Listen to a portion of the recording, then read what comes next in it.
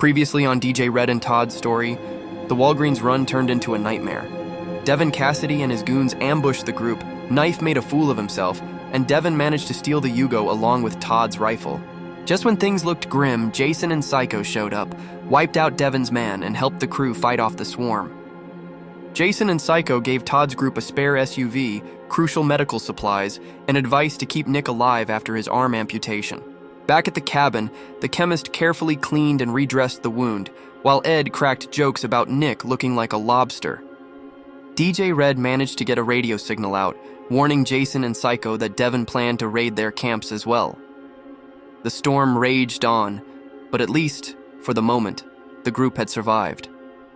1 week later, the snow hadn't let up much, but inside the cabin there was warmth, the steady crackle of the wood stove, and for once a hint of peace. Nick, pale but alive, sat propped on a chair near the fire. His bandages were clean, and the angry red swelling had started to ease. He was weak, but strong enough now to keep himself busy. Old Boy wagged his tail happily at his side, while Mr. Nibbles chewed furiously on a leftover bootlace, and the chemist's iguana, improbably, basked comfortably in the heat radiating off the stove. Crazy thing's thriving better than we are. Nick muttered with a small laugh, sprinkling a pinch of dried greens into the iguana's makeshift tank. Todd sat at the table, sharpening a knife, his eyes flicking to the door every so often. Ed should have been back an hour ago. I told him, bring back a buck, not excuses. As if on cue, the cabin door creaked open. Ed stumbled in, covered head to toe in filth, his face smeared with soot, his jacket ripped, and smelling like smoke and damp earth. Everyone froze, staring. He grinned sheepishly, reached into his pocket, and tossed a crumpled $1 bill onto the table. "Here you go, Sarge," he said. "Sorry it took so long. Damn snow was covering everything, didn't see a single deer." Todd raised an eyebrow, unimpressed. What the hell's this supposed to be? Ed shrugged, kicking snow off his boots. "A buck. You said bring back a buck." He smirked, then added more seriously, "Found an abandoned campsite not far from here, though. Looked like it hadn't been touched in weeks. Might be worth checking out." Nick groaned, but cracked a smile. God damn, Ed. Todd rubbed his temples. One of these days, you're gonna kill me.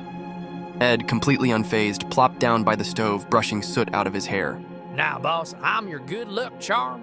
The chemist looked up from where he'd been quietly rewrapping a strip of gauze around Nick's arm, his brow furrowing. His voice was calm, but carried an edge of suspicion.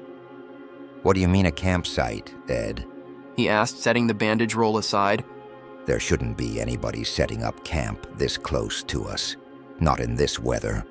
You sure it wasn't just some junk blown in from the storm? Ed leaned back against the wall, brushing more soot off his sleeve, and shook his head firmly. "Nope. It was a campsite, all right. Half-collapsed tent, burned-out fire pit, even some canned food wrappers. Place smelled like somebody lived there for a while. Maybe not recently, but long enough to make it their spot." Amber straightened up from where she'd been tending Old Boy, eyes narrowing. Did you see tracks, footprints, anything that looked fresh? Ed scratched his head, squinting like he was trying to remember details he barely paid attention to. "Snow covered most of it. Couldn't tell if they left a week ago or a day ago, but it didn't feel abandoned, you know? Like it had that still warm vibe." Todd put out his cigarette in the ashtray, leaning forward with a hard look. You didn't touch anything, did you? Ed grinned nervously. "Well, I might have grabbed a half-burnt marshmallow off a stick, but..." The chemist cut him off, tone sharp. Damn it, Ed.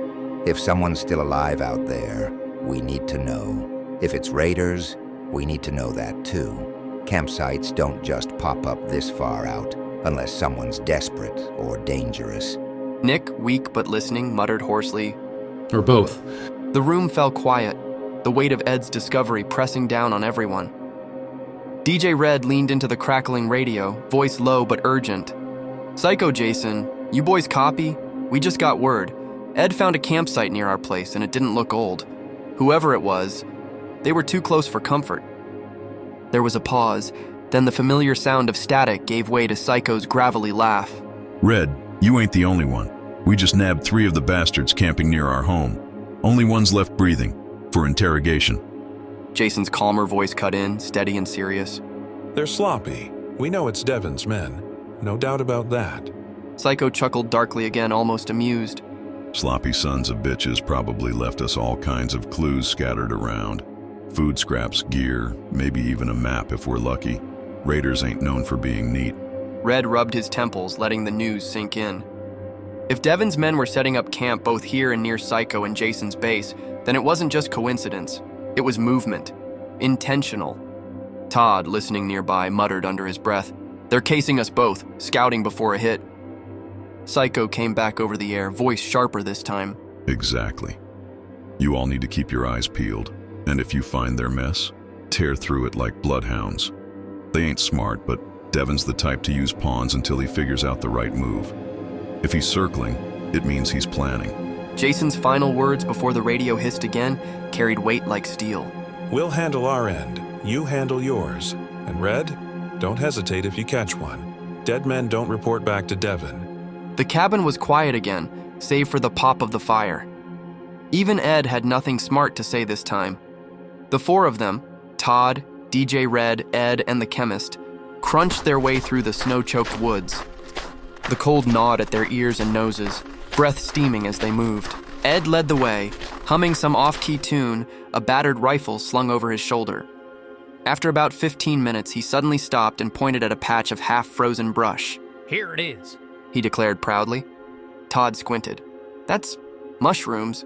Ed nodded sagely, bending down to poke one with a gloved finger. Yeah, this is the spot where I ate that yucky mushroom. Tasted like my old gym socks left in a bait bucket. Thought I was a goner, but look at me, still here. Ha! Red groaned, pinching the bridge of his nose. "Ed, we're looking for the damn campsite." Ed straightened, blinking as though surprised. Oh, right. Serious issue? Not mushrooms. He spun around, nearly tripping in the snow. Campsite's this way. Swear on my head. They trudged on, following Ed's zigzag path through the frost-bitten trees. The Chemist muttered. Then, just as the others were about to snap, Ed froze again, this time raising his rifle with uncharacteristic focus. Through the trees, a massive buck stood proud against the white expanse, steam rising from its nostrils, antlers like a crown. 75 yards, no scope. Ed whispered, breath clouding in the cold. Before anyone could tell him not to spook it, Ed squeezed the trigger. The crack echoed through the woods. The buck staggered, then collapsed in the snow with a heavy thud. Even Todd blinked in disbelief. Red muttered, "Well, I'll be damned." Ed turned to them with the cockiest grin they'd ever seen. Boys, I believe that's dinner. You're welcome. The Chemist shook his head, equal parts impressed and exasperated. By dumb luck or divine providence, this man actually pulled it off. Todd chuckled, but his tone stayed sharp. "Fine shot, Ed. Now let's not forget, we still got a campsite to find." The Chemist grunted, already hauling the deer back toward camp with a grunt and a muttered, Always me and Red dragging the heavy shit. That left Todd and Ed poking around the ruined campsite. Ed, being Ed, dove straight into the collapsed tent and burrowed under a moldy sleeping bag. Dibs on this for the cabin? He shouted from inside, muffled like a kid playing fort. Todd scowled. "We're not here to play dress-up, Ed. Get out and look around." Reluctantly, Ed wriggled free, dragging the filthy bag with him like it was treasure. As he slung it up over his shoulder, something hard thumped to the ground.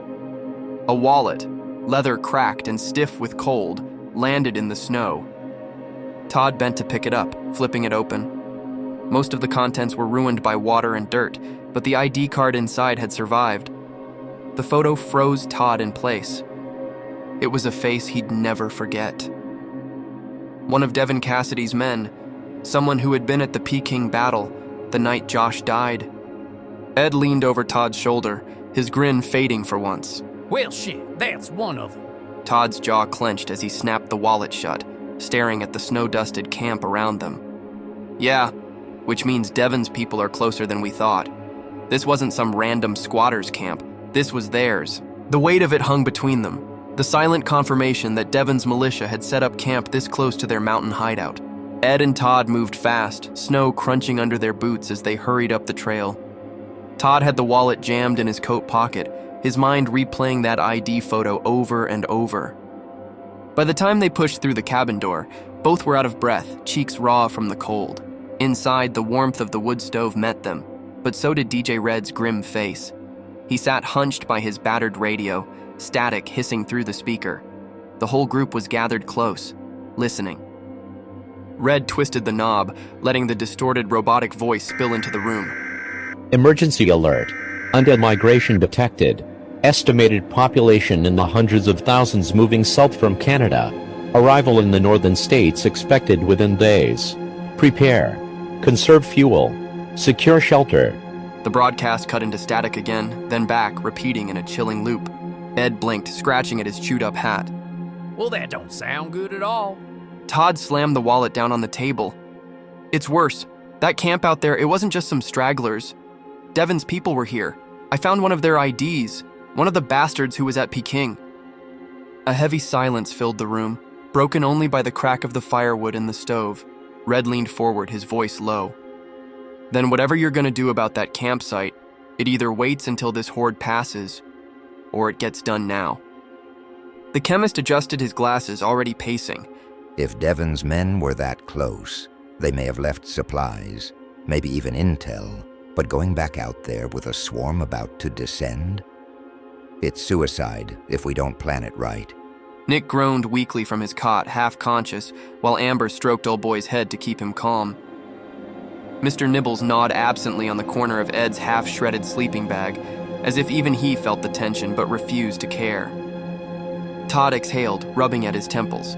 So the choice is simple. Risk the camp now, or lock everything down and hope we're ready when hell comes pouring over that hill.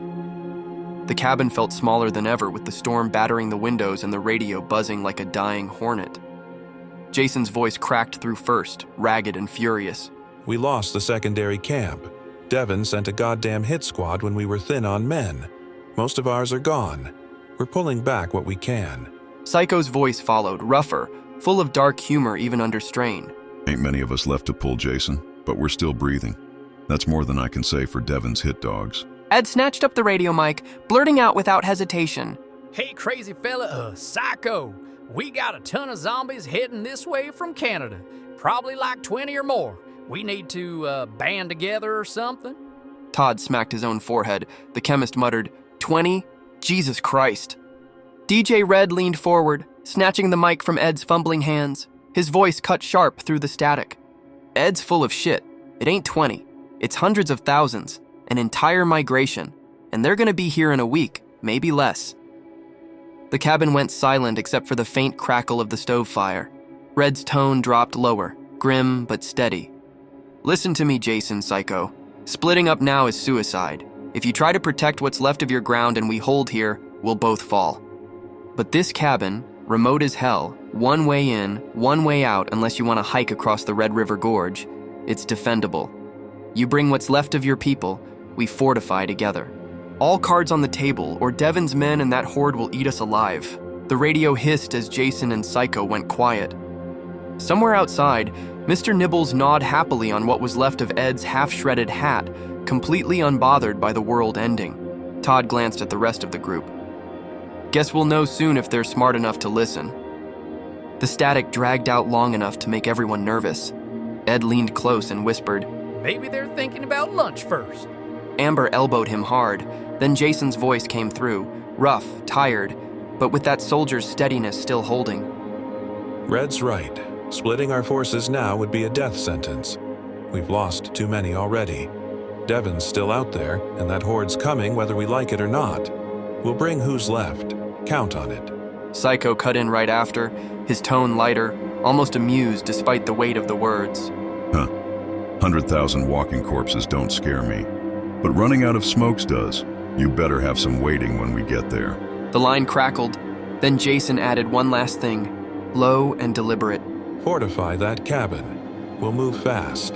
If Devon's tracking us, he'll know where we're headed. But if we stand together, he falls with the rest of them. The radio went quiet again. The only sound was the wind whistling against the cabin's walls and Mr. Nibbles gnawing rhythmically on Ed's bootlace like a metronome of chaos. Todd exhaled, dragging a hand over his face. The forest groaned with silence, broken only by the crunch of snow under boots. Todd led the group through the frozen brush, eyes sharp, pointing out where the traps could do the most good. Out here's our first line of defense, he said. We make 'em bleed before they even smell the cabin. Ed was all grins, dragging his rope contraption along like it was treasure. He hammered a dented can of potted meat into the snow beneath a crooked oak, tying the rope above where a broken chair leg bristling with nails swayed. Some poor bastard's gonna think he's scored a snack. Amber raised a brow. Or a raccoon. Hey, Ed shot back. zombies, raccoons, same damn difference if it buys us a minute. The chemist knelt in the snow nearby, steady hands tying a tripwire across a deer path. A breakstock shotgun balanced on a stump, aimed low. This'll shred ankles to ribbons. He muttered, brushing snow off his gloves. Todd finished rigging the second shotgun trap across a log, barrel aimed at a narrow slope. This one'll greet anyone trying to flank. Behind them, DJ Red lit a cigarette, smoke curling against the cold air. He adjusted his red beanie, muttering, "Static's been louder than usual. Feels like we're rigging defenses in a graveyard." Old Boy padded ahead, nose to the snow, circling trees as if already patrolling their perimeter. Mr. Nibbles waddled along at Ed's side, tugging impatiently at his pant leg until Ed finally muttered, Fine, you're the co-engineer. The chemist's iguana clung inside his coat, only its head poking out, steam rising from its breath like it was as alive to the cold as the rest of them. By the time they were done, the woods around the cabin bristled with crude defenses, shotgun tripwires, hidden triggers, nail-studded contraptions, the kind of weapons born out of desperation. Ed gave his rig a final tug, grinning. When this baby goes off, they'll write songs about it. Amber groaned. Yeah, songs about tetanus. The woods went quiet again. Beyond the trees, the faint orange glow of their cabin peeked out, smoke curling into the night sky. The chemist exhaled slowly, voice low and steady. They won't all work, but they'll work enough, maybe long enough. Snow crunched under heavy tires before the hum of an engine cut short just beyond the cabin's tree line. Todd, DJ Red, and the chemist raised their weapons instinctively until headlights flickered once, then shut off. An old SUV, mud-caked, dented along the side, rolled into view. The doors opened, and out stepped Jason first, rifle slung across his shoulder, face worn but steady. Behind him, Psycho climbed out, mask visibly cracked down one side, dried blood smeared along his cheek like war paint. He yanked the drum-fed AK free from the seat and let it hang loose in his grip. No one else with us. We lost too many already. Eyes scanned the traps strung in the trees, a faint glimmer of approval breaking his stoic face. Psycho laughed, a deep guttural sound, then spat into the snow. One of Devon's boys thought he'd get bold.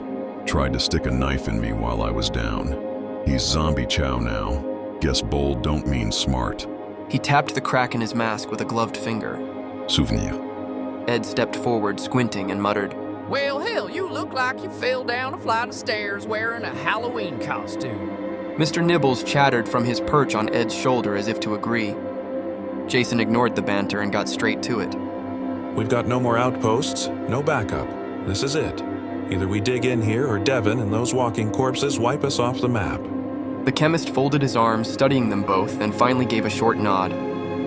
Then welcome to the last stand. Psycho was already working like a man possessed, shoving spare mags into hollow logs under overturned buckets, even in a rusted mailbox near the tree line.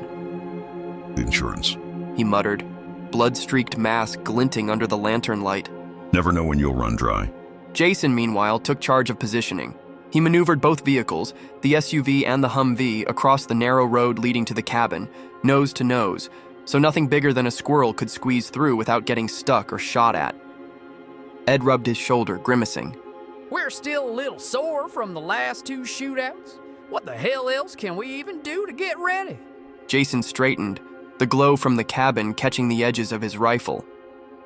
He didn't sugarcoat it. His voice carried the weight of someone who'd seen villages burn and still had dirt from foreign battlefields in his boots. Guns and grit aren't enough. You want to live through what's coming. You fight dirty, real-world guerrilla tactics. Ambush, retreat, hit and run. You never fight Devon's men head-on. They've got more bodies to throw at you than you can count. But you choke them, funnel them where you want them to go.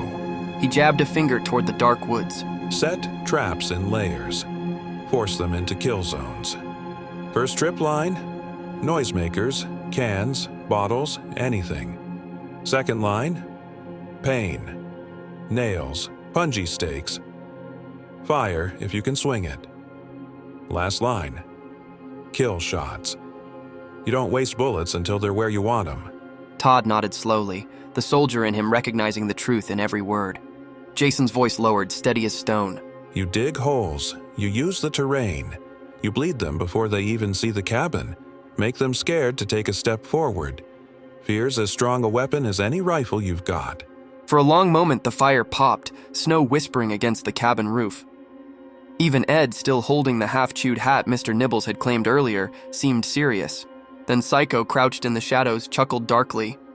And when the traps don't scare him, He slapped the side of his AK. we finish the job. Psycho worked in silence for a long while, the only sound the crunch of snow and the rattle of metal cans. Then, without a word, he started dragging 3 battered jerry cans out of the SUV, each one sloshing heavy with gasoline. He lugged them into the tree line one by one, planting them in the snow like seeds of destruction. When Jason raised an eyebrow, Psycho finally muttered. Another insurance policy.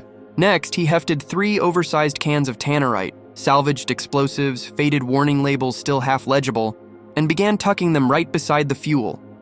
He wired the setups carefully, each one crude but effective. 3 spots. He said, pointing like a field commander. Here, here, and here. You don't touch these unless it's time to turn half the goddamn county into a crater. Raiders, zombies, I don't give a shit. If they come swarming, we'll light them up. Todd crouched down, watching him run the wires. Wires. That's a hell of a fallback. Psycho's mask tilted just enough to show the cracked line across his cheek. His voice was steady, almost casual. A fallback? Nah, that's the end game. If Devon or the dead try to bury us, we make sure we bury them harder. Ed, wide-eyed, shuffled backward. That's more boom boom than a 4th of July in Paintsville. DJ Red shook his head, muttering, "Guess the fireworks show's coming early this year." Jason finally clapped a hand on Psycho's shoulder. Controlled chaos. I like it. But let's make damn sure we only pull the trigger if we have no other choice. The sound hit first, an engine whining, cutting through the snowy stillness.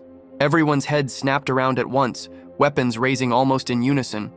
Tires crunched, chains rattled, and an old ATV with snow chains barreled into view, sliding sideways before grinding to a halt just outside the cabin line. Psycho leveled his AK, Jason steadied his .45-70. Todd and DJ Red shouldered rifles. Even Amber braced with her hatchet. Everyone except Ed. His jaw dropped, eyes going wide. No way. He whispered, lowering his shotgun like he'd just seen a ghost.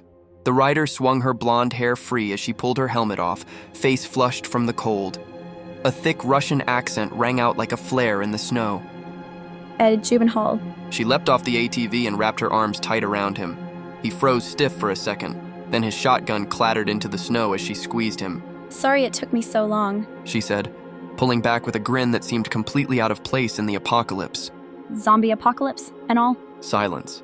Then Psycho slowly lowered his mask, revealing a cracked smile. You gotta be shitting me. Todd blinked, then muttered, "So you mean to tell me this ain't some catfishing scam after all?" Ed, grinning ear to ear, could barely breathe. I told y'all, $700 well spent. Jason shook his head, holstering his rifle. Son, you're the only man alive who'd order mail-order love and actually get express shipping. Even Mr. Nibbles, perched on the cabin steps, seemed to glance between Ed and Spetlana before tearing into what was left of Ed's half-chewed hat. The laughter from Ed's outburst hadn't even faded when Psycho tilted his head, voice muffled through his cracked mask. Hold up, your last name's Jubenhall? Really? Ed puffed his chest out like it was a badge of honor. Damn right it is. Psycho let out a sharp snort. Sounds like a discount brand of dog food. Before Ed could fire back, Spetlana stepped forward, brushing snow off her thick winter jacket. Her eyes gleamed, serious now. I have been tracking you. She said in her thick Russian accent, words broken but deliberate. She pointed back the way she came along the snow-choked trails. Weeks I follow tracks, smoke, radio chatter. Jason's brows furrowed, rifle lowering an inch. Tracking us for weeks. She nodded, glancing at Ed like her words were only half for him. You move loud, but also, you move alive. Others I found? She shook her head grimly, dragging a finger across her throat. Not alive. Todd exchanged a look with DJ Red, both men tensing. So let me get this straight, Todd said slowly. This woman, Ed's mystery girlfriend, just so happened to trail us across frozen Kentucky and straight through Devon's mess of territory without us even noticing? Spetlana smiled faintly, tugging Ed's chewed-up hat right off Mr. Nibbles' head and plopping it back on Ed. My plane, it was supposed to bring me here. She said, eyes distant. But pilot, She dragged her thumb across her throat. bitten, mid-air, we crash, emergency landing. Jason stiffened. And you lived through a plane crash? Spetlana gave a little shrug, almost smug. Duh, I always live. She glanced at Ed, squeezing his arm as if to punctuate it. Few others survived too, for a time, but they slowed me down. I leave them. Psycho tilted his head. You left survivors. She gave him a look like the answer was obvious. Better one alive than all dead, duh. Then, almost playfully, Besides, they no good with directions. Ed's jaw dropped. So how in the hell did you get here? Her grin widened. In my signs, Louisville, Lexington, Hazard. I follow roads, one after the other. I steal car, little one, very ugly, very loud. I drive until gas is gone. Then I steal another. Always forward, always closer. Todd let out a low whistle. You navigated half the state by just reading road signs? No, She said proudly. Then, in broken English, she added with a mischievous wink at Ed. look, it is best compass. Ed damn near teared up right there, while Psycho muttered under his breath. Unbelievable. The apocalypse in this guy still ends up with the Russian mail-order bride. The cabin was quiet except for the scrape of shovels and the thud of boots in snow. Each trap had been set. The shotgun rigs wired to trip lines in the woods, the gasoline and tannerite caches buried and disguised. Ed's ridiculous chair leg nail dropper hanging ominously from a bent tree branch with its bait of potted meat glistening in the frost. Inside, the group gathered for what felt like the last checklist. Jason and Psycho double-checked their magazines, while Todd and Amber worked the barricades on the doors and windows one final time. The chemist was hunched over his kit, bandages and antibiotics laid out in case the worst happened. Then came the hardest part. The animals, Old Boy, the chickens, even the iguana, were each coaxed into cages. The group worked in silence, as if the act itself was a prayer.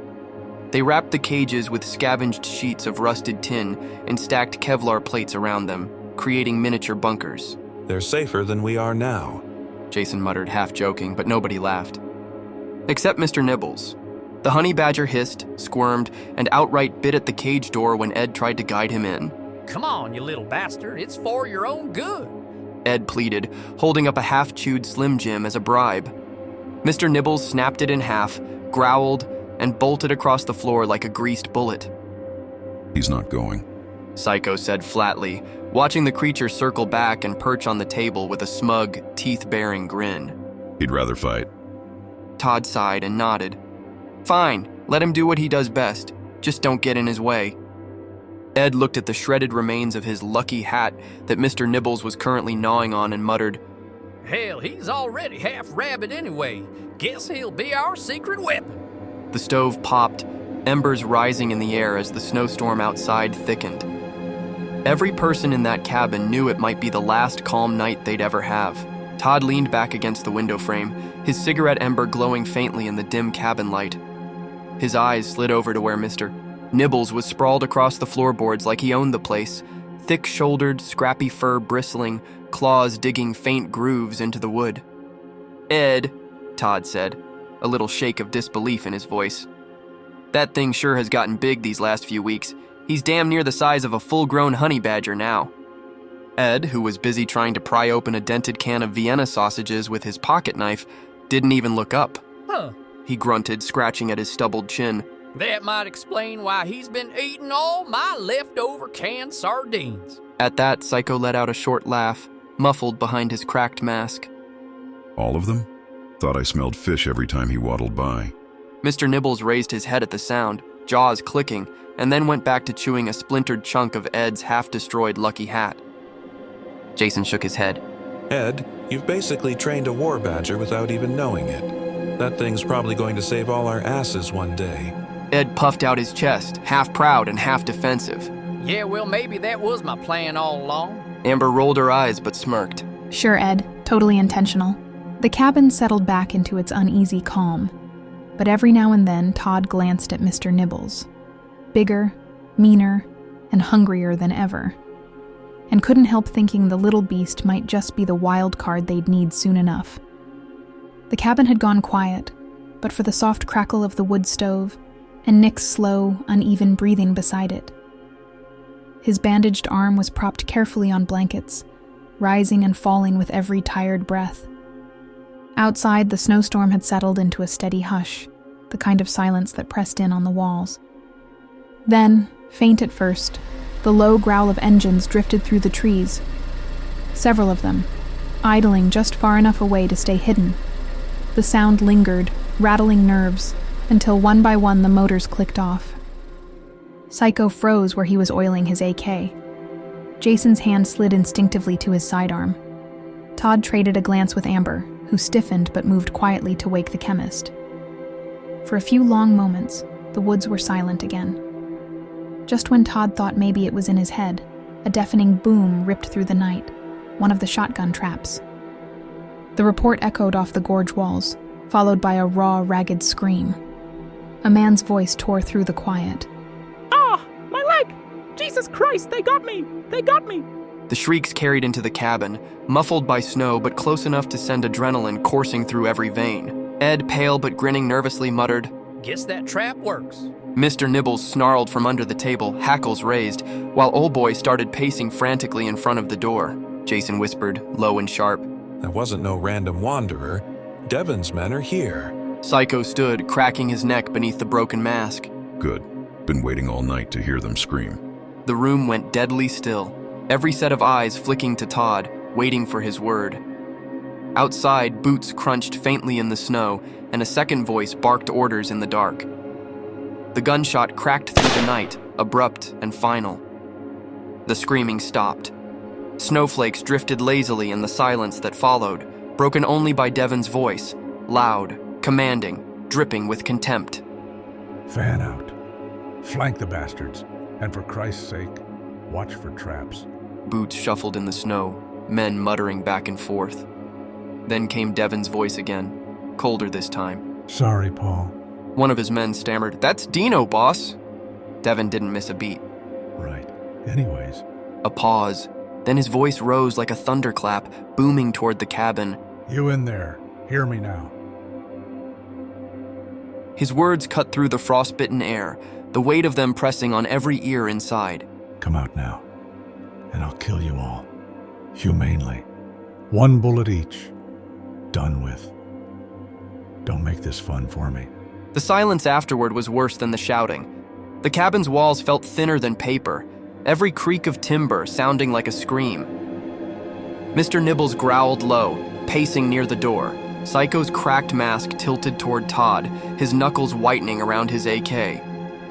Jason muttered, He's not bluffing. If he says fun, it's gonna be slow. Amber's hands shook where she held her tomahawk. Ed whispered just loud enough. Well, shit, sounds like he's in a real customer service mood. Devon's voice bellowed once more outside. You got 30 seconds, or I start carving up what's left of your little zoo before I get to you. The crack of Psycho's shot rang out, glass raining from the window as Devon staggered back, clutching his face. Blood poured in a hot red line down his cheek, his snarl twisting into a feral grin. You're dead, you son of a... Devon began, but the second shotgun trap exploded in a deafening blast. Screams followed. One of his men crumpled, his leg shredded. In the chaos, Jason and Psycho burst through the cabin's front door. The cold night swallowed them as they dove behind the stacked logs on the porch. Barely enough cover, but better than nothing. Muzzle flashes sparked from the tree line as Devon's men opened fire. Then Psycho's eyes locked onto the prize, the Yugo. Devon's stolen ride sat parked stupidly close to one of the gasoline-soaked tannerite rigs they'd set earlier. The container gleamed faintly in the firelight. Psycho's mask tilted, his finger steady on the trigger. No escape this time, Devon. You bitch. Before anyone could stop him, Ed's voice cut through the gunfire, high-pitched with panic. Wait, no, not the Yugo. I still had Slim Jims under the seat. The crack of Psycho's AK drowned him out. A bullet smacked into the tannerite. Boom! The explosion lit up the woods like a second sunrise, the shockwave slamming through the cabin walls. Fire swallowed the Yugo whole, a tower of flame erupting into the sky. One of Devon's men too close to the blast didn't even scream. He was gone in an instant, body torn apart in the fireball. Sparks rained over the snow, embers glowing red against the ice. The smell of burning rubber, gasoline, and flesh mixed into the wind. Jason glanced at Psycho, face grim but impressed. Psycho only chuckled, smoke curling from the torn edges of his cracked mask. Inside the cabin, Ed groaned, slapping his forehead. Damn it, Slim Jims. Amber snapped back. You're worried about jerky when we're in the middle of hell? A man's gotta eat. Outside, Devon's voice roared above the chaos, ragged with fury. You think that's gonna stop me? All you did was piss me off. Gunfire erupted again, the night alive with battle. The night went still for the briefest moment, just long enough for the single sharp crack of a rifle to ring out. Jason's body jerked, then crumpled lifelessly to the snow in front of Psycho. Psycho didn't shout, didn't curse, didn't even breathe for a second. He just stared at Jason's body, his hands tightening so hard around his rifle that the knuckles went white. Slowly, deliberately, he sat back down against the porch post, dropping his gun onto the wood with a dull clatter. "Jason!" Todd's voice ripped out, panicked. The chemist cursed under his breath, trying to keep everyone behind cover. And then Ed, ignoring all sense, ignoring the shouts, rushed out and slid down beside Psycho, his face twisted in guilt. I'm terribly sorry, man. I came to help you. Before Ed could finish, Psycho moved. He ripped the cracked mask off his face and hurled it onto the porch so hard it bounced and skidded into the wall. For the first time, they all saw him. Psycho wasn't just a nickname. It was a scar carved into his features. His face was grizzled, weathered from years of war and survival. Gray streaked through his beard, his eyes were bloodshot but sharp as a knife, and a jagged scar cut across his cheekbone. A single tear traced through the grime and ash on his skin as he looked down at Jason. Then something inside him broke. He reached out, grabbed Jason's fallen .45-70 lever action, the gold-plated rifle glinting in the firelight, and racked it with a savage snap. Without a word, Psycho rose from the porch like a storm given flesh. Holy shit! Ed whispered wide-eyed. Psycho charged. Gunfire raked the night as he surged forward, the rifle booming thunder in his hands. Crack, crack, crack. 3 of Devon's men dropped where they stood, skulls bursting or chests caving from the sheer force of the heavy rounds. Blood sprayed across the snow as Psycho roared, his face twisted in pure wrath. Bullets screamed back at him, but he didn't flinch, didn't duck. He rushed through the open like he was daring death to try and take him too. Devon's men faltered even in their fury. For the first time, they saw something scarier than their boss. Psycho was no longer just a fighter. He was a man unchained, drowning the battlefield in fury, grief, and vengeance. The firefight was already thunder and chaos, but then it shifted. Something wrong pierced the night. A long guttural howl, warped and broken, echoed from the tree line, then another, and another. Unnatural wolves, eyes glowed sickly pale in the dark, as the same twisted pack that had nearly torn Nick apart came loping out of the snow. Their bodies were gaunt, ribs showing through mangy fur, patches of rot clinging to them like armor. The sudden sound made Devon's men hesitate, and that was all Psycho needed. With a roar, he swung Jason's .45-70 up and cracked Devon square in the jaw with the rifle's buttstock. The impact echoed like splitting wood, sending Devon staggering back, blood spraying as teeth flew from his mouth. Motherfuck. Devon spat, stumbling, but before Psycho could finish him, 2 of Devon's men hurled themselves at him, dragging him to the frozen ground. The rifle clattered away across the snow. Pinned, Psycho thrashed like a rabid animal. One man locked his arms around Psycho's neck, trying to choke him out. Psycho snarled, twisted, and with a sickening snap, broke the man's neck with brute strength. The second raider didn't even have time to scream before Psycho bucked his hips, rolled, and kicked himself off the ground in a wild, perfect kip-up, unnaturally fast for a man his age. He landed on his feet, eyes burning with fury, and slammed into the second raider, taking him down hard into the blood-stained snow. Ed, off to the side, fumbled with his little Heritage .22 revolver, hands shaking, then fired. The bullet caught one of Devon's men right in the forehead, dropping him instantly. Ed's jaw dropped, then his face split into a grin. He threw both arms in the air, revolver waving. I got one, boys. He bellowed at the top of his lungs. Whoa! His cheer was cut short when he looked over and saw one of Devon's men shrieking, spinning in circles as a wolf tore into his leg, dragging him screaming into the snow. Another wolf barreled past, snapping at Ed's boots. The battlefield was no longer just men versus men. The wolves were here, and the whole night had become a feeding ground. His cheer was cut short when he looked over and saw one of Devon's men shrieking, spinning in circles as a wolf tore into his leg, dragging him screaming into the snow. Another wolf barreled past, snapping at Ed's boots. The battlefield was no longer just men versus men. The wolves were here, and the whole night had become a feeding ground. Knew you'd come through for me, baby. She didn't answer, just racked the bolt and looked for her next shot. On the ground, Amber's rifle clicked empty with a dry clack. Before she could reload, 2 raiders opened up with fully automatic rifles, tracers shredding the night. Sparks lit the side of the cabin as wood splinters tore loose. She dove for cover but found herself pinned hard against the cabin wall. Then came worse. 2 zombies, their bodies charred and stumbling from the burning wreckage of the Yugo, lurched straight into her path. They pressed in, flames licking off them, a wall of fire and rotting flesh. Amber clawed at her mag pouch, but her hands fumbled. She was trapped, defenseless. From the porch, a pistol cracked. Once, twice. The burning corpses collapsed in front of her, heads blown open. Amber's wide eyes snapped to the porch. Nick stood there, one arm still in a sling, his service pistol steady in his good hand. His face was pale, sweat running down, but his aim was true. Reload faster next time. He croaked, lowering the weapon just as his knees buckled slightly. Amber smirked, catching her breath, and shouted back, Guess you're still good for something.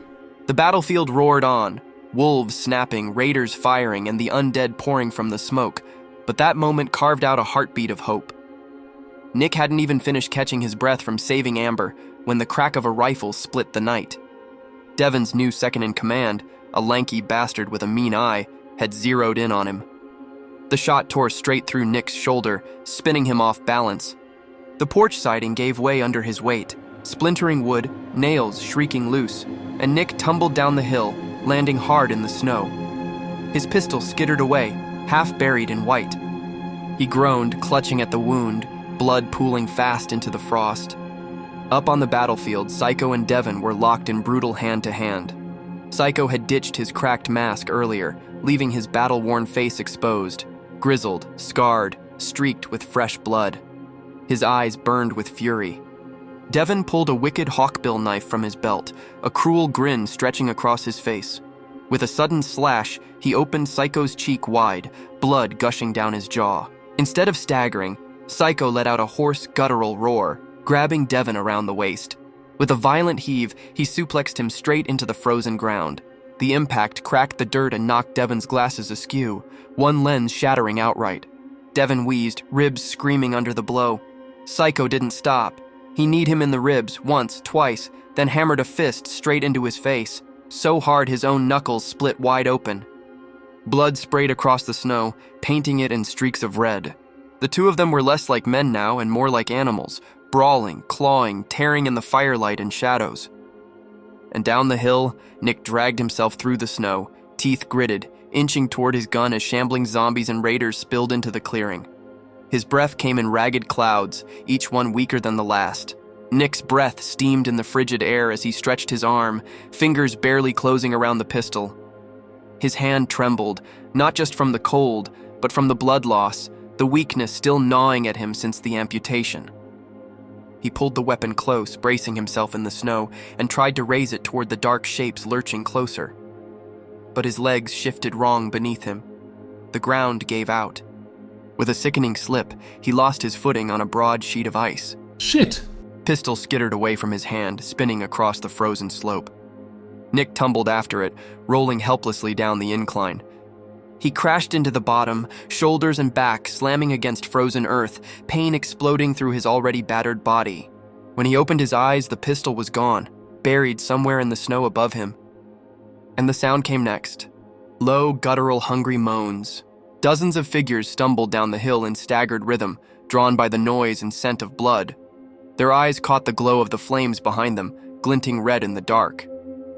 Nick clawed at the snow, trying to get up, but his strength faltered.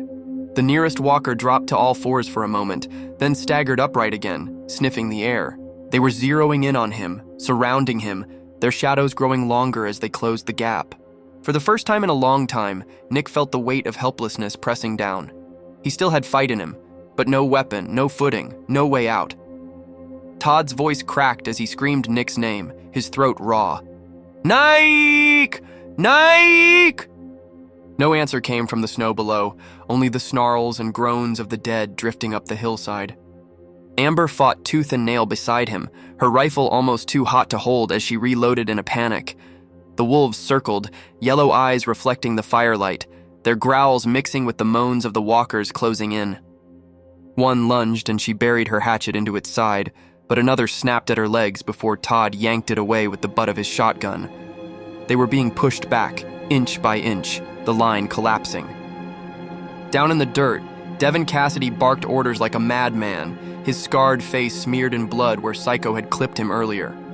He had maybe 5 men left, scattered and fighting like rabid dogs, and even those were dropping fast to bullets, claws, and teeth. Psycho, mask off and face twisted with rage, was in the thick of it. 3 of Devon's men had him pinned, trying to drive him into the ground. They swung and clawed, one pulling at his jacket while another tried to choke him with a forearm across his throat. His teeth gritted, his arms straining, but the weight of them was dragging him down. Then came Ed. Spetlana, cover the zombies! He bellowed, charging like a man with nothing left to lose. From the cabin roof, the Russian woman answered with firepower, her Dragunov cracking in rapid succession, bullets whistling into the heads of walkers closing in from the road. Ed barreled across the yard and shoulder-checked one of Devon's men so hard the man hit the dirt and bounced. Before the second could react, Ed swept his legs clean out from under him with a move that looked half-drunk, half-professional wrestler. Both raiders toppled, giving Psycho the opening he needed to heave the last one off and rise, bloody and snarling. The battlefield was a tangle of screams, gunfire, and howls. Smoke curled from the burning Yugo, the scent of gasoline and charred flesh thick in the air. But Todd's eyes kept flicking back to the hill where Nick had vanished into the snow, heart pounding. For all the madness surrounding him, that silence from below cut the deepest. The chemist staggered out from the cabin doorway, head wrapped in bloodied cloth, one eye swollen shut, and his other eye blazing with fury. His gold-plated Desert Eagle gleamed under the firelight, absurdly out of place in the chaos, but steady in his trembling hand. He raised it and fired once. Boom! The round slammed into Devon's shoulder, spinning him halfway around. For an instant, the scarred raider leader stumbled, a spray of blood arcing across the snow. The impact dropped him to one knee, his rifle slipping from his grip. But Devon Cassidy wasn't a man to die easy. With a grunt like a wounded animal, he scurried to his feet, clutching at his torn flesh. Blood poured freely down his coat, dripping into the snow in hot crimson streaks. His glasses were cracked, one lens missing, but his wild eyes gleamed with defiance. He hissed through clenched teeth. You'll have to do better than that. Then he bolted. Devon didn't run like a soldier retreating in order. He ran like vermin, low and fast, weaving erratically. His boots tore through the snow, leaving a trail of blood as he sprinted toward the 2 vehicles parked along the road. The SUV Jason and Psycho had driven in, and the backup truck they'd parked nearby. "He's going for the cars!" Todd shouted, raising his shotgun. Not this time, you son of a bitch. Psycho roared, scrambling up from cover, Jason's blood still fresh on his hands. The flames from the burning Yugo lit Devon's path as he staggered toward the cars, every step leaving crimson drops in the white snow, every movement a desperate crawl for survival. Ed's scream cut through the chaos like a banshee. He was flat on his back, snow spraying from where he'd face-planted over one of the noise tripwires.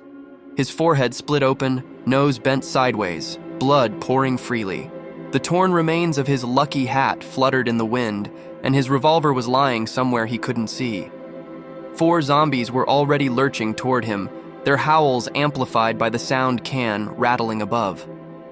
Ed's eyes went wide, and in desperation he screamed out into the night. Oh Mr. Nibbles. I'll give you my Randy Savage edition 3 times the size Slim Jim I've been hiding from you if you just save my ass, boy. Please.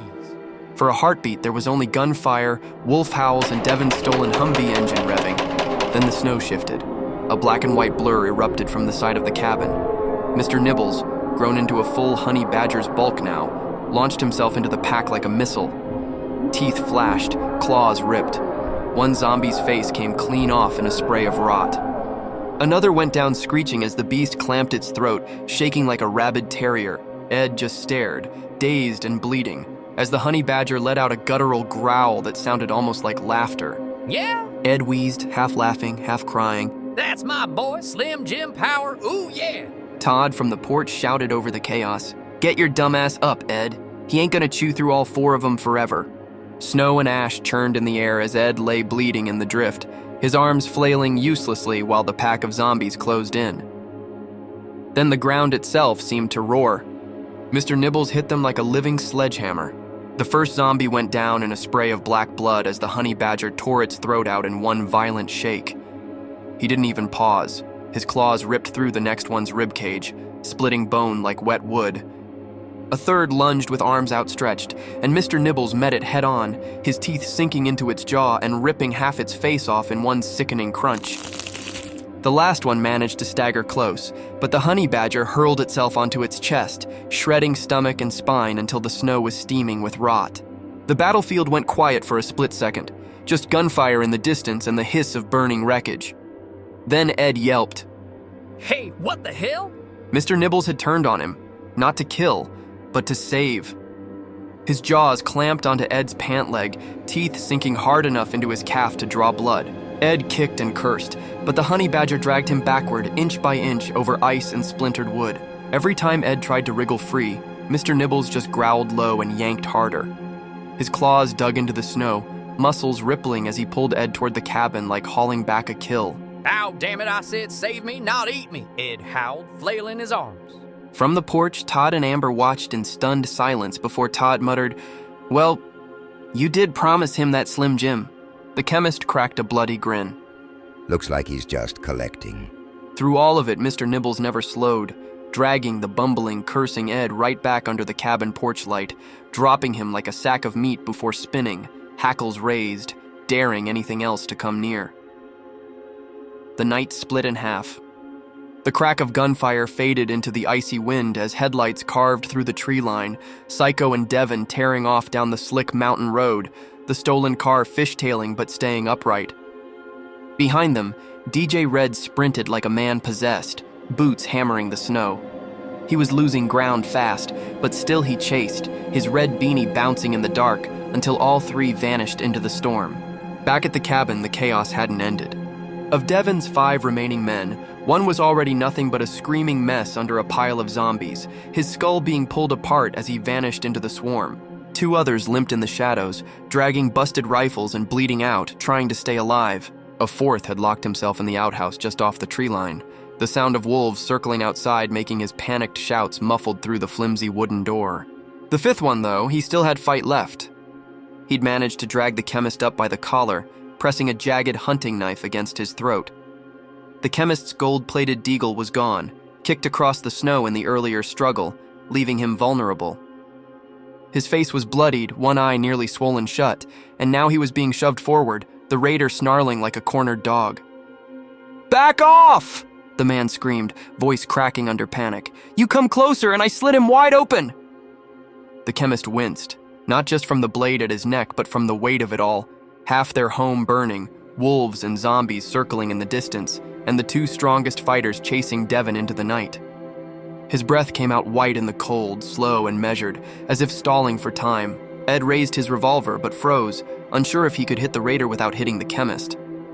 Amber stood tense, hatchet in hand, shifting side to side to find an angle. Mr. Nibbles growled low from the porch, crouched, ready to pounce if given the chance. The battlefield had gone quiet except for the moans of the dying and the distant echo of engines. Now, in this breathless pause, everything hinged on who moved first. The raider's knife pressed tighter against the chemist's throat, a thin red line beating where the edge kissed skin. Everyone stood frozen, breath steaming in the frigid air, Then Ed, bleeding from his busted forehead, crouched slowly and laid his revolver down in the snow. His hands lifted, palms out, voice trembling but oddly calm. "Please don't kill my friend," Ed said, blood dripping steadily down his face. He's a little slow, you know. Thinks he's a chemist. We let him believe it, 'cause hell, he gets mad when we tell him otherwise." The raider blinked, confused for just a second, his grip on the knife faltering ever so slightly as the words sank in. The chemist's eye twitched, but he stayed still, wisely biting his tongue. Amber shot Ed a furious look, whispering under her breath. "What the hell are you doing?"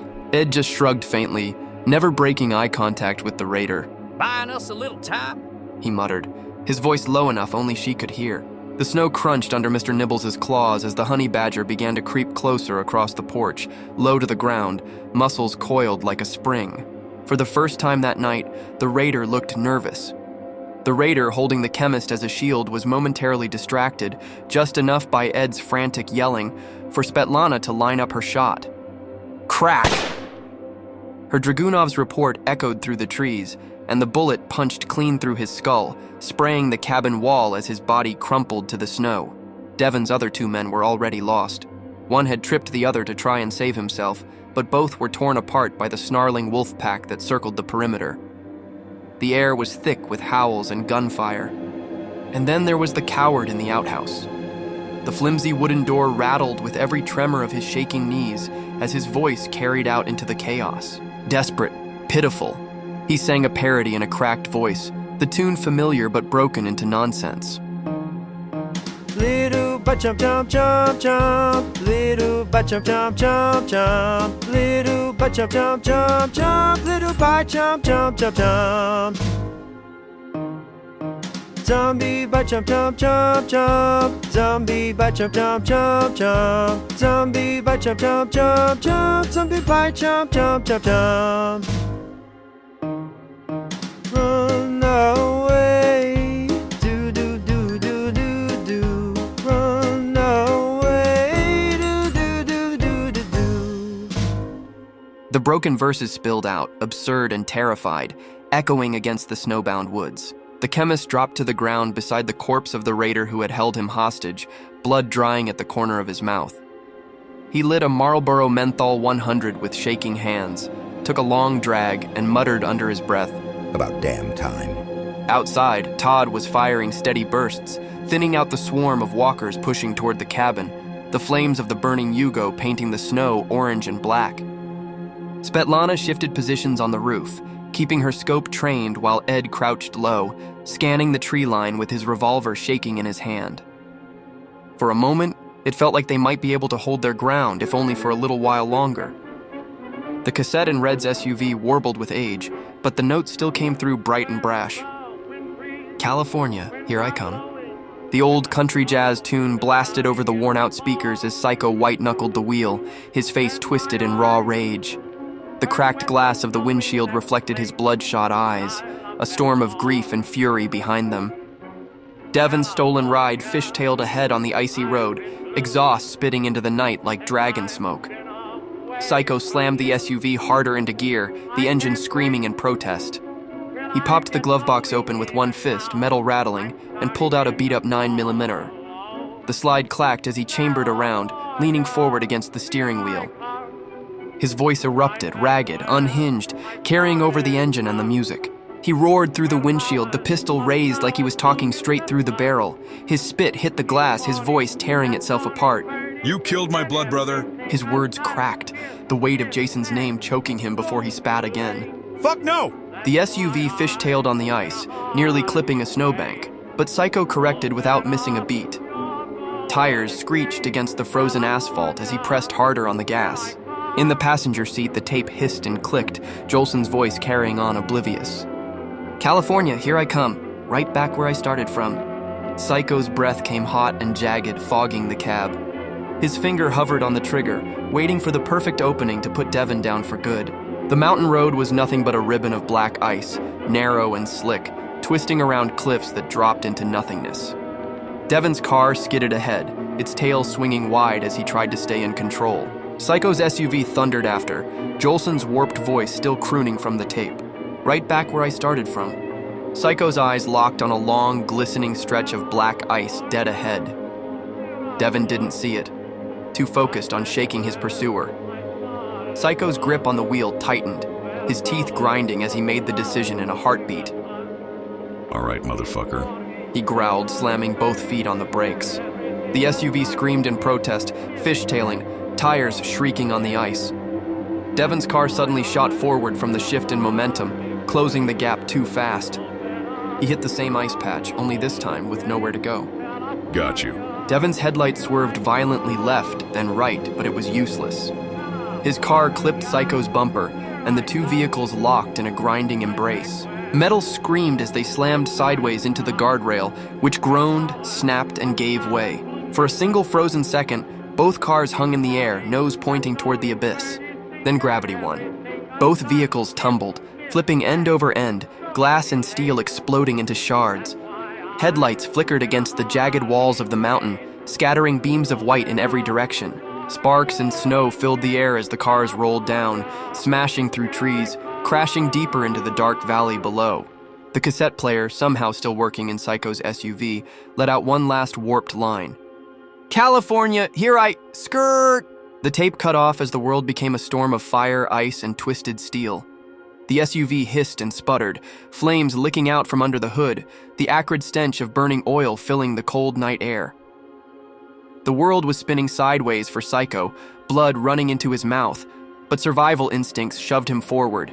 He clawed his way out of the shattered driver's side window, glass tearing into his arms as he dragged his battered body free. His hand slipped on the jagged frame, and he slammed it hard against the twisted metal. The skin split wide, blood pouring down his knuckles as he finally pulled himself through. His face was half blackened from the fire, skin bubbled and raw, smoke still curling from the edges of his clothes. One eye was a blur, useless now, filled with glass shards that turned everything into streaks of red and white. His leg bent wrong, fractured and bleeding, but somehow it still held his weight. Every step was agony, but he moved anyway, limping and swaying like a specter rising out of hell itself. The wreck of Devon's Humvee smoldered a few yards away, nose buried in the snowbank, frame twisted into a coffin of bent metal and firelight. Psycho coughed up blood, spat it into the snow, and muttered under his breath, voice gravel-scraped. You ain't walking away from me. Not tonight. Each step left a bloody print in the snow, his boots dragging, shoulders hunched, but the closer he got, the straighter he stood. The pistol from the SUV hung heavy in his bloodied hand, smoke curling around him like a cloak. The flames from both wrecks crackled, painting the forest in flickering orange and shadows. Somewhere in the distance, a wolf howled, but Psycho didn't hear it. His whole world narrowed to the ruined Humvee and the man inside. He limped to the edge of the wreck, firelight dancing off his blood-caked face, and braced himself, ready to end this. The wrecked Humvee hissed steam into the cold air, its front end half buried in snow, the frame groaning like it wanted to give way. The windshield spiderwebbed with fractures, but somehow the side windows clung stubbornly to the last of their strength. Inside, Devon Cassidy sat pale and sweating, glasses skewed on his face, his scar twitching as his hand frantically twisted the ignition key over and over. The engine only coughed and clicked, refusing him like fate itself had turned against him. His lips moved silently, maybe prayers, maybe curses, but his wide, darting eyes told the truth. He had never once pictured this moment. Then came the sound. Thud! Psycho's fist slammed into the cracked glass, blood already smeared across his knuckles. The reinforced pane shivered but held, the fractures spreading wider like lightning bolts. Devon flinched, screaming through the glass, and twisted the key again like that would somehow save him. Thud. Thud. Each blow rattled the frame. Psycho's breathing was ragged, one eye gleaming with fury, the other lost to glass and blood. His burned cheek glistened in the firelight, his lips curling back in a snarl. With every strike, his fist split open further, flesh tearing, leaving red streaks across the glass. Inside the cab, Devon finally shouted, muffled and panicked. Stay back. Stay the hell back, you animal. Psycho only leaned closer, teeth clenched so hard blood ran from the corner of his mouth. His words were low, guttural, vibrating against the glass. You killed my brother. You don't get to beg. The glass bowed on the next hit, groaning like it couldn't take much more.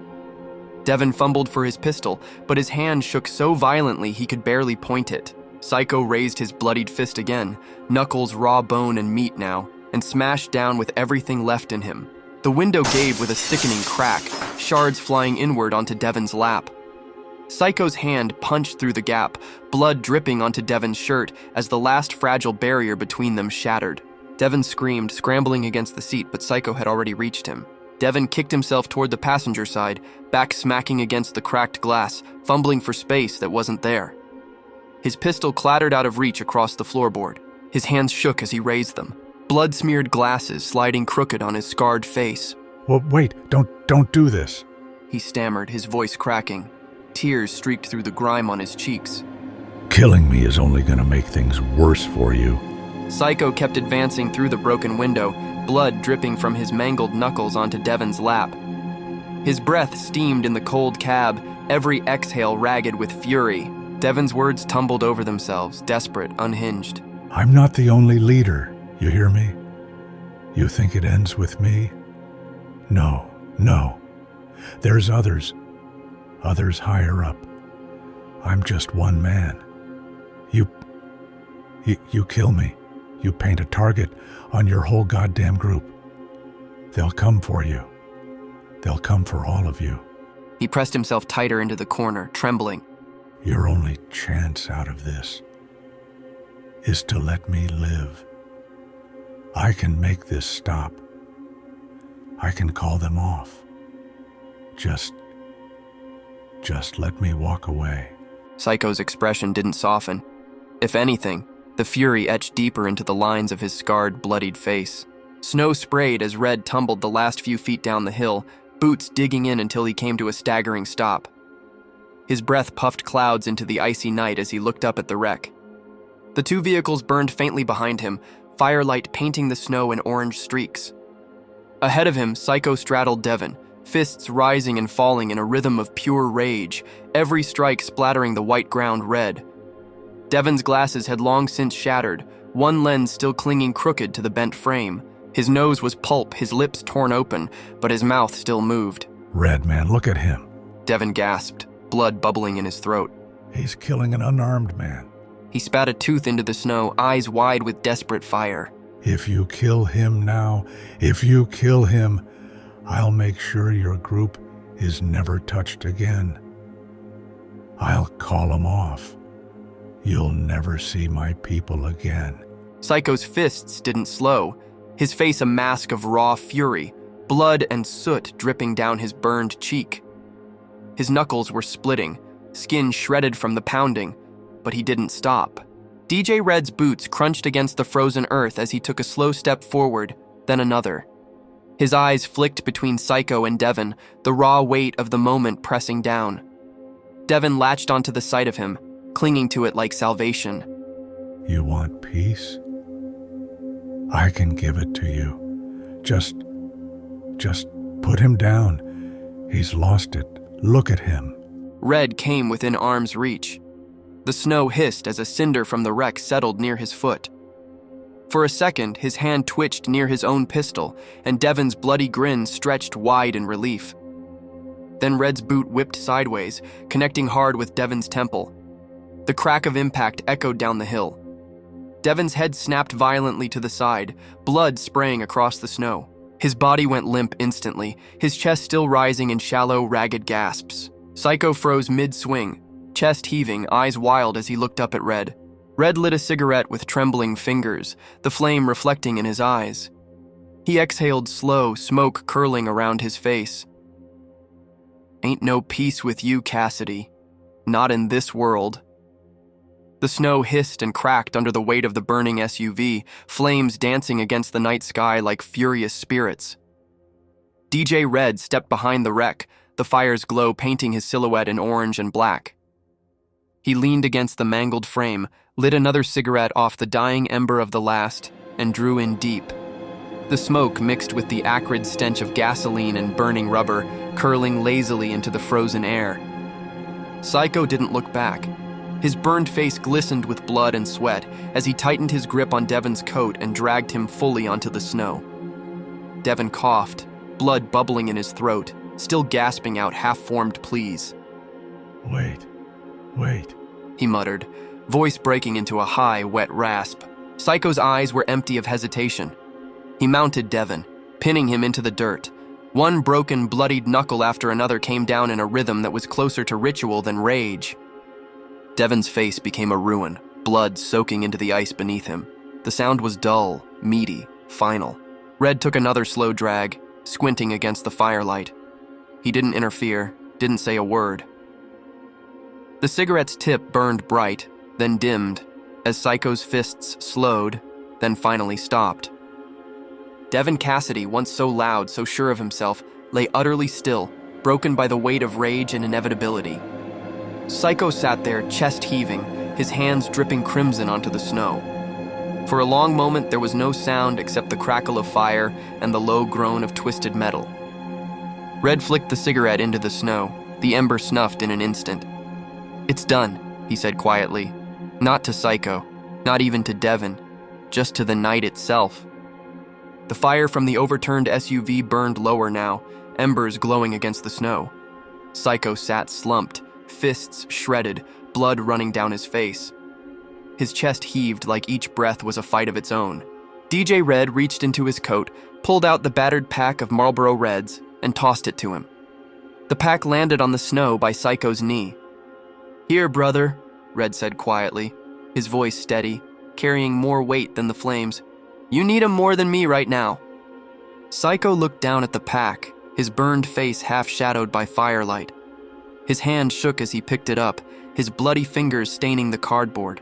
He pulled one free with trembling lips, struck a match against the ruined frame of Devon's Humvee, and lit it.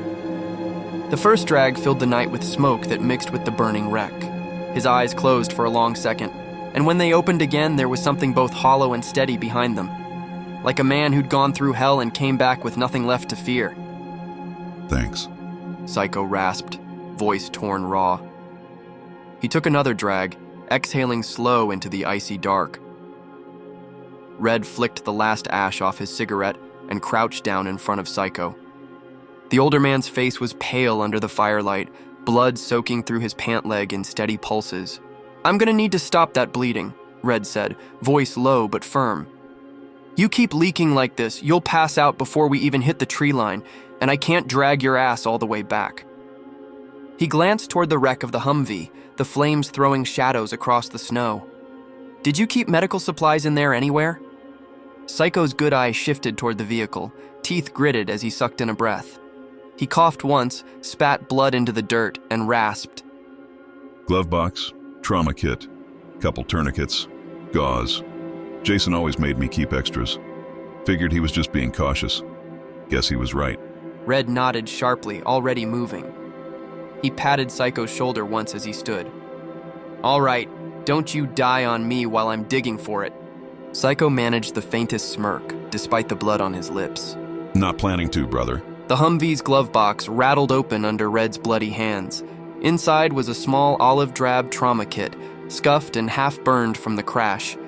He carried it back to where Psycho sat slumped against the twisted frame of the SUV, his breath ragged. "Stay with me," Red muttered, snapping the kit open. "This is gonna hurt." Removing the glass. First thing, Red took out the small saline bottle and tweezers. He braced Psycho's head with one hand and squinted into the ruined eye, spotting a jagged shard of glass wedged in the sclera. "Don't move." With steady pressure, he plucked the shard out. Psycho hissed, knuckles whitening around the snow.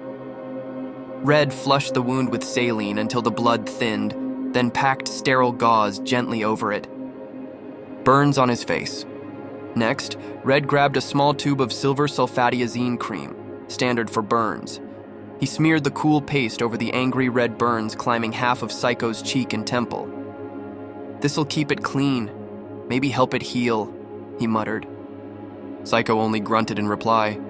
Stitches Red threaded the suture needle with trembling hands, sterilizing it quickly in the fire. He worked fast, pushing the needle through torn flesh at the brow line where the glass had split Psycho's skin, pulling the black thread tight. Each stitch drew another ragged breath from Psycho, but he didn't flinch. Red moved on, stitching a long gash across Psycho's bicep, then another ugly tear on his thigh. "Good as you're gonna get in the dirt," Red said, tying off the last knot with his teeth. Makeshift cast. Finally, Red turned to the leg. The swelling was bad, and Red suspected a fracture. He grabbed 2 thick branches from nearby wreckage, splinting them tight on either side of Psycho's shin with duct tape from the kit. He wrapped it snug, leaving enough room for circulation but firm enough to hold. When it was done, Red sat back, sweat dripping down his neck despite the cold. "That's it. Won't win you any beauty contest, but you'll live." Psycho opened his good eye, pale but sharp. He took a cigarette from Red's pack with trembling fingers and muttered hoarsely, "Ain't the first time I've been stitched up in the dirt, but might be the first time I trusted the bastard doing it." Psycho leaned back against the busted frame of the SUV, the cigarette barely hanging between his fingers. His good eye narrowed at Red, studying him like he was some kind of puzzle. "You're telling me a goddamn radio host just sutured my face, stitched my arm, and built me a cast out of branches? How in the hell do you even know how to do that?" Red struck another match, lit his own cigarette, and exhaled into the night air.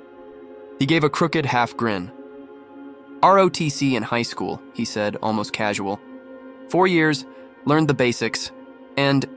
He flicked ash into the snow, then added with a shrug, "played a shit ton of DayZ." For the first time since Jason's death, Psycho actually barked out a hoarse laugh. He winced immediately, clutching his ribs. Snow crunched under their boots, the night so still it seemed the world itself was holding its breath. Psycho's steps were uneven, every other one sinking deep into the frost, his makeshift cast dragging along with a wet scrape. Red had wrapped his ruined eye in a padded gauze pack, securing it beneath an old strip of cloth, now an eye patch, stark and ragged against his scarred face. Clutched tight in his fist was the fresh patch he'd ripped from Devon's corpse, the militia commander insignia, a blood-stained emblem of the bastard who'd caused so much chaos. Psycho tucked it into his vest, a grim trophy and reminder. Neither of them spoke for a long while. Their breath came in clouds, mixing with the faint hiss of wind through the skeletal pines.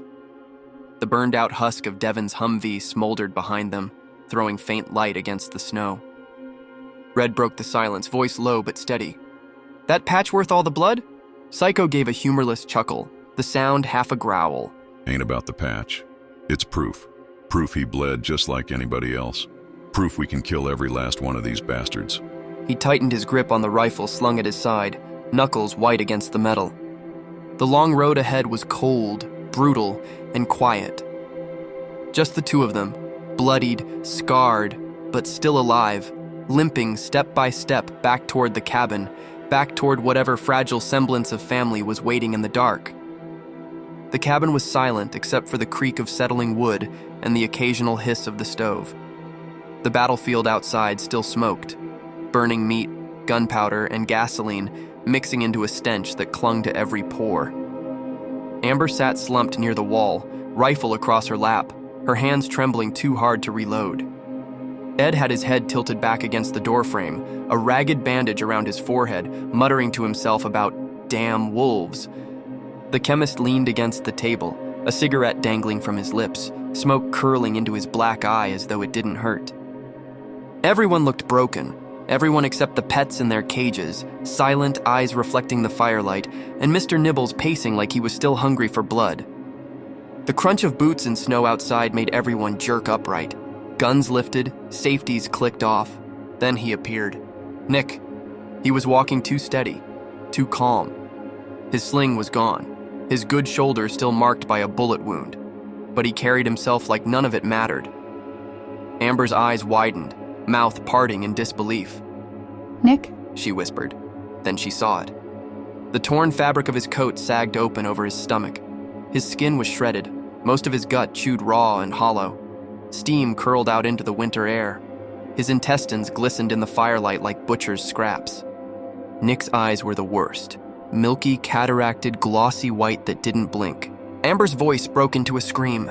"He's turned." Nick lurched forward with that same steady walk, a sick parody of the soldier he'd once been. Todd raised his pistol, hands shaking so badly he nearly dropped it. Ed, pale and wide-eyed, muttered, Oh, jeez. His hand done dumped him, and now his stomach, too. The chemist flicked his ash, standing slowly. Somebody end it. Now. Nick opened his mouth, a wet groan slipping out, blood and spit dripping from his lips as he reached forward with his remaining arm. The cabin froze in silence as Nick staggered forward, the firelight throwing his hollowed-out stomach into stark relief. His milky eyes scanned the room like he knew them, but didn't. Amber sobbed. Todd's pistol shook in his grip, and even the chemist seemed to falter. Then the door creaked open. Through the smoke and drifting snow, DJ Red and Psycho appeared. Red limping, Psycho bandaged and burned but standing tall with his rifle slung. Red's tired eyes landed on Nick. For a heartbeat, the room felt like it had rewound to a better time. Red's voice cracked into a half-chuckle, half-cry. "Nick, you still owe me a beer, fucker, even if you died first." Nick turned his ruined face toward them, lips pulling back in a wet groan. Red lifted his pistol slowly, tears already welling. One squeeze.